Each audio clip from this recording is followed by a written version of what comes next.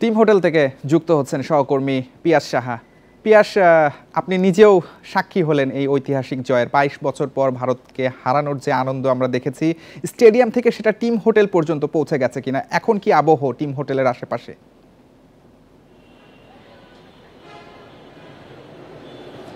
জি, আসলে টিম হোটেলে বাস কিন্তু ৩ থেকে ৪ মিনিট আগে আসলে টিম হোটেলে ফুটবলাররা পৌঁছেছে। আর ফুটবলাররা টিম হোটেলে পৌঁছানোর পরেই টিম হোটেলে যে কর্তৃপক্ষরা রয়েছে তারা কিন্তু তাদের ফুল দিয়ে বরণ করে নিয়েছেন, কেক কেটেছেন, মিষ্টি কেটেছেন এবং পুরো দলকে নিয়ে যে হোটেলের যে লবি রয়েছে সেখানে প্রায় ১-২ মিনিটের মতো একটা আনন্দ উল্লাস হয়েছে। এবং ফুটবলাররা যে অর্জনটা বাংলাদেশের জন্য নিয়ে এসেছে সেটা টিম হোটেলের আরও যে সাধারণ মানুষজন ছিল তারাও কিন্তু সেলিব্রেট করেছে, এটা আমরা দেখেছি।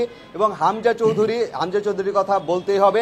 হামজা চৌধুরী আজকে সংবাদ সম্মেলনে এসেছিলেন এবং তাকে যখন বলা হয়েছিল যে আসলে এই জয়টা আপনার কাছে কত বড় ব্যাপার, তখন কিন্তু তিনি বলেছেন তিনি যে লেস্টারের হয়ে FA কাপ জিতেছিলেন তার চেয়েও বেশি ভালো অনুভূতি হচ্ছে এই জয়টা নিয়ে। এবং সবকিছু মিলিয়ে বাংলাদেশ দলের আমি বেশ কয়েকটা প্লেয়ারের সাথেও কথা বলেছি, তারা বলল যে তারা যে এতদিন যাবৎ হার্ড ওয়ার্ক করছিল, পরিশ্রম করে যাচ্ছিল, তাদের যে কাঙ্ক্ষিত জয়টা আসছিল না, সেই জয়টা যে এখন আসলো তারা এই মোমেন্টামটা ধরে রাখতে চায়। এবং সামনের বছর মানে আগামী বছর বাংলাদেশ ফুটবলের যতগুলো ম্যাচ থাকবে, যেহেতু সমিত হামজার সাথে তারা এখন শক্তিশালী দল, এই জয়টা কিন্তু তাদের আত্মবিশ্বাসটা বাড়িয়ে দিল। 2026-এ তারা আসলে আরো ভালো ফুটবল খেলতে চায় এবং বাংলাদেশের র্যাঙ্কিংকে আরো এগিয়ে নিয়ে যেতে চায়।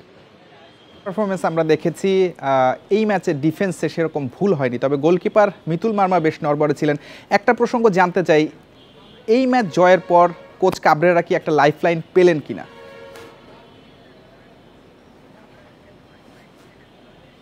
হ্যাঁ, এমনটি আপনি বলতে পারেন। দেখুন, কোচ হাবিয়ের কাবরেরার কিন্তু 2026-এর মার্চ পর্যন্ত চুক্তি রয়েছে, সিঙ্গাপুর ম্যাচ পর্যন্ত।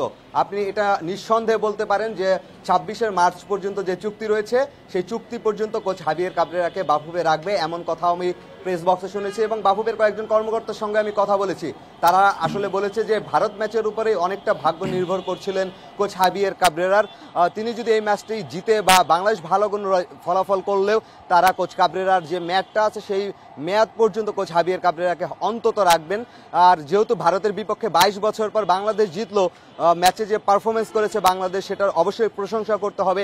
কোচ হাবিয়ের কাবরেরার পরিকল্পনা বা কঠোর পরিশ্রম বা অনুশীলনে যে ধরনের কাজ করিয়েছে এই ম্যাচে কিন্তু সবকিছু ফুটে উঠেছে।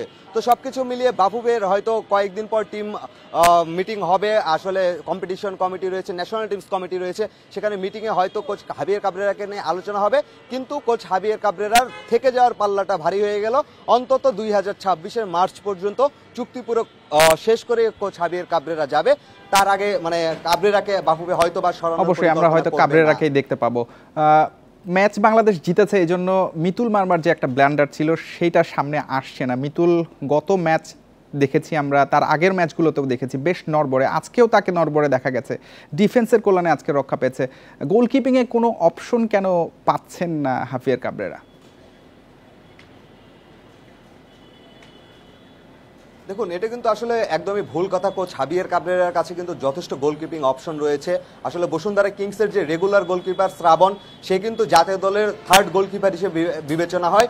এছাড়া মোহামেডানের যে গোলকিপার সুজন রয়েছে, তিনি কিন্তু মোহামেডানকে গত সিজনে চ্যাম্পিয়ন করার পেছনে বড় অবদান রেখেছে। হাবিয়ের কাবরেরা আসলে কেন মিতুল মার্মার উপরে বারবার ভরসা রাখছেন? একটা ফুটবলার মানসিকভাবে বিপর্যস্ত থাকতেই পারে, তার আত্মবিশ্বাসের অভাব থাকতে পারে। নেপাল ম্যাচে হয়তো তিনি অন্য গোলকিপারদের সুযোগ দিতে পারতেন, সেখানে সুজন ছিল, শ্রাবণ ছিল, তারা তো ক্লাবে নিয়মিত পারফর্ম করছেন। তার কাছে যে বিকল্প নেই ব্যাপারটা কিন্তু এরকম না, তার কাছে বিকল্প রয়েছে। কিন্তু তার আসলে কিছু পছন্দের ফুটবলার থাকে, একটা কোচের হয়তো কোনো পছন্দের ফুটবলার থাকতেই পারে তার একাদশ বানানোর ক্ষেত্রে। সেই ক্ষেত্রে হয়তো তিনি মিতুলকে অনেক বেশি পছন্দ করে এবং সংবাদ সম্মেলনে গতকালও তিনি বলেছেন যে তার দলে গোলকিপার মিতুল মার্মাই থাকবে। কোচ হয়তো মিতুলের উপর আস্থা রাখছেন, যদিও সমর্থক বা খালি চোখে দেখলে কিন্তু মিতুলের পারফরমেন্স আপনি যেমনটা বললেন কিছুটা নড়বড়ে বা অবশ্যই এই জায়গায় পরিবর্তনের তাগিদ সমর্থকদের কাছ থেকে রয়েছে। পিয়াস, ক্রীড়া উপদেষ্টা 2 কোটি টাকা পুরস্কারের ঘোষণা দিয়েছেন, বাফুফের পক্ষ থেকে কোনো পুরস্কার আসতে পারে কিনা?